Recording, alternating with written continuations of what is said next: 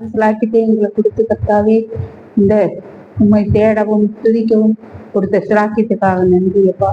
நீரே எங்களோடு கூட இருந்து இந்த ஆராதனை மூலமும் உங்களை காத்து வழிநடத்தும் எல்லாத்தையும் நீர் காத்துக்கொள்ளும் வழி நடத்தும்.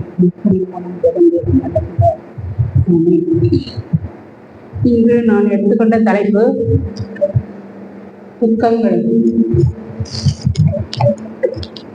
துக்கங்களை சுமந்த ஆண்டவர் ஆட்டுக்குட்டியானவர் என்பது நமக்காக அடிக்கப்பட்ட ஆட்டுக்குட்டி. முதலில் நான் உயர்த்தலையில வைப்பான். இது எனக்கு ரொம்ப பிடிச்சமான பாட்டு. ஏங்குதே என்ன கண்டான் உயர் தாங்குதில்லை முகந்தான் பூங்காவிலே களி தேங்கி நீர் மன்றாட பூங்காவிலே களி தேங்கி நீர் மன்றாட ஓங்கிய உதிரங்கள் நீங்கிய துயர் கண்டு ஏங்குதே என்ன கண்டான் நேசியாய் என்றுரைத்து யூதராஜன் என்று நகைத்து ஏசி பேசி அடித்து நினை குட்டி மாசுகளை சுமத்தி ஆசாரமின்றியே ஆசரியனிடம் ஆசாரமின்றியே ஆசரியனிடம் நீசர்கள் செய்கோடு தீவினையை கண்டு ஏங்குதே என்ன கண்டான் யூதாஸ் காட்டி கொடுக்க சீமோன் பேதுரு மறுதளிக்க சூதாயேரோதே மேய்க்க வெகு தீதாயுடை தரிக்க நாதனே நீதம் ஒன்றில்லாமல் நாதனே நீதம் ஒன்றில்லாமல் சோதனையாய் செய்யும் வேதனையை கண்டு ஏங்குதே என்ன கண்டான் நீண்ட கூறு செடுத்து எருசலை தாண்டி மலை அடுத்து நீண்டல் பின்னே தொடுத்து அவரின் மேல் வேண்டும் வசை கொடுத்து ஆண்டவர் கை காலில் பூண்டிடு ஆணியால் ஆண்டவர் கை காலில் பூண்டிடும் ஆணியால் மாண்டதினால் நர நீண்டதென்றாலும் ஏங்குதே என்ன கண்டான் உயர் தாங்குதில்லை முகந்தான். நமக்காக அடிக்கப்பட்ட ஆட்டுக்குட்டி. நான் இங்கு பேச வந்த தலைப்பு நம் தேவன் பரலோகத்திலிருந்து நமக்காக இறங்கி வந்த பாவம் இல்லாத ஆட்டுக்குட்டி ஆவார். அவர் நம் தேவனை யாவரும் நம் மாமிச கண்களால் ரசிக்க முடியாது. ஆகையால் நாம் அவரை பார்க்கவும் நம் பாடுகளை அவர் அனுபவிக்கவும் தம் குமாரனாகிய இயேசு கிறிஸ்துவை நமக்காக சிலுவையில் ஒப்பு கொடுத்தார்.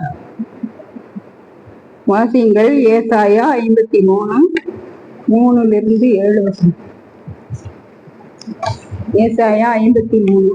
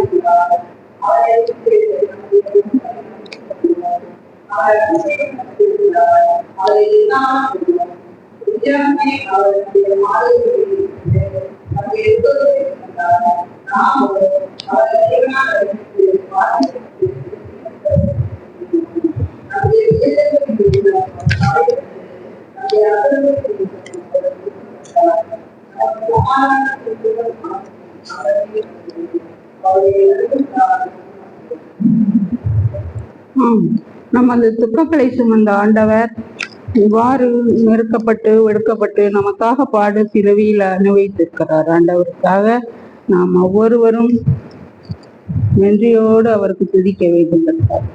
நாம் நமது துக்கங்களை சுமந்த ஆண்டவர் துக்கங்களை சந்தோஷமாக மாற்றுவார். நாம் அவரை தேடும் போது நம்ம துக்கங்கள் யாவும் சந்தோஷமாக மாறும் என்பதில் எந்த சந்தேகமும் இல்லை. தம் இரத்தத்தை சிந்தினார், நமது இரத்தத்தினால் மீட்டு கொண்டார். சிலுவையில் பாடுபடுத்தாமல் அவரை போல நாம் மீண்டும் மீண்டும் அவரை பாடுபடுத்தாதபடிக்கு கர்த்தரைக்கு நாம் நன்றியுள்ளவர்களாக இருக்க வேண்டும். நாம் ஒவ்வொருவரும் அவரை போல தாழ்மையுடனும் மற்றவர்களை மன்னிக்கும் மனப்பான்மையுடனும் நாம் இருக்க வேண்டும். எல்லாரிடத்து அன்போடு இருக்க வேண்டும். அதுவே நாம் அவருக்கு கொடுக்கும் ஆராதனையாக இருக்கும். இவ்வாறு தன்னை சிலுவையில் ஒப்புக்கொடுத்தபடியினால் தேவனாகிய கர்த்தர் அவர் பிலிப்பியர் 2:2 உயர்த்தினார். பிலிப்பியர் 2:2 எடுத்தவர்கள் வாசி.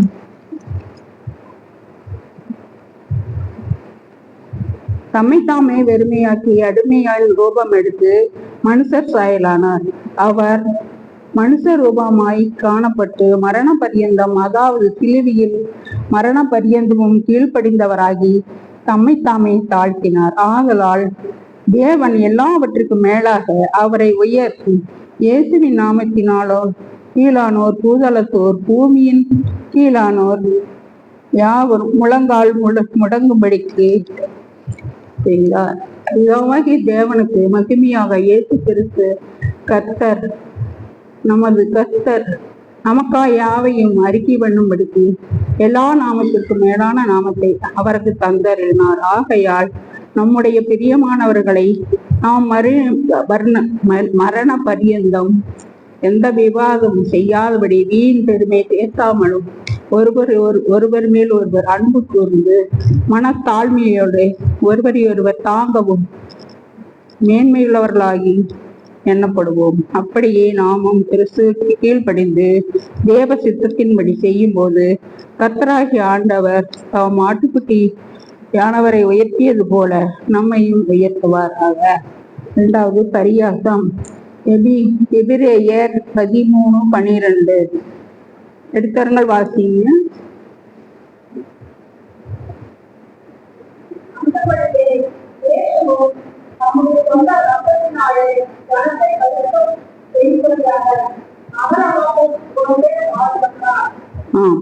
நகரவாசல் என்பது அந்த காலத்தில் நகர வாசலுக்கு புறம்பே பாடுபடுபவர்கள் யார் என்றால் குற்றம் செய்தவர்கள், கொலை செய்தவர்கள், கொள்ளையடித்தவர்கள்.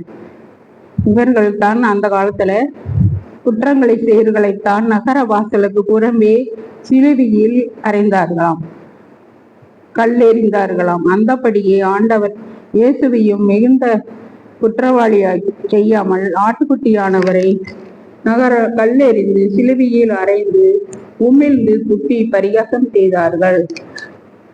நமக்காக இவ்வாறு பாடுபட்ட ஆண்டவரை நாம் ஒருபோதும் மறவாமல் நம் பாவங்களை அறிக்கையிட்டு அவருக்காக அவர் இஷ்டப்படி நாம் கர்த்தருக்கேற்ற பிள்ளைகளாக இருக்க இன்று நாம் அழைக்கப்படுகிறோம். இந்த இலையுதிர் காலம், வசந்த காலம், நமக்கு இந்த தவச காலங்களில் நாம் எல்லாரும் நமக்கு தேவையில்லாத கசப்பானவைகளை உதிர்த்து விட்டு நல்ல ஆண்டவர் சொல்படி கீழ்ப்படிந்து எல்லோருக்கும் பிரியமானவர்களாக இருக்கவும், ஒருவருக்கு ஒருவர் விட்டு கொடுக்கவும், மன்னிக்கவும், அன்புடையவர்களாக நடந்து கொள்ளவும் இந்த தபச காலத்தில் நாம் மனமாற்றம் அடைந்து ஆண்டவருக்கு ஏற்ற சாட்சியுள்ள பிள்ளைகளாக வாழ இறைவனை வேண்டிக் கொள்கிறேன். ஜெபம். ஆண்டவரே, நாங்கள் இன்று வாசித்த எல்லா உமது வசனங்களை மனதில் கொண்டு நாங்கள் ஒவ்வொருவரும் உமக்கேற்ற பிள்ளைகளாக இருக்கவும், இந்த அதிகாலை ஆராதனையில் கலந்து கொள்ளவும் எங்களுக்கு கொடுத்து சிலாட்சிக்காக நன்றி அப்பா. நாங்கள் மீண்டும் மீண்டும் நீர் உங்களை பாடுபடுத்தாதபடிக்கும் கர்த்தாவே, நீர் சொன்ன ஒவ்வொரு வார்த்தைகளையும் கீழ்ப்படிந்து உமது வசனத்தை மனதில் வைத்து நாம் உமக்கேற்ற பிள்ளைகளாகவும் சாட்சியுள்ள பிள்ளைகளாகவும் வாழ எங்களை எடுத்து ஆட்கொண்டு வரல வேண்டுமா? கருவிரை சேவரமே கரும் மூலம் இருக்கிறோம் நல்ல பிள்ளை.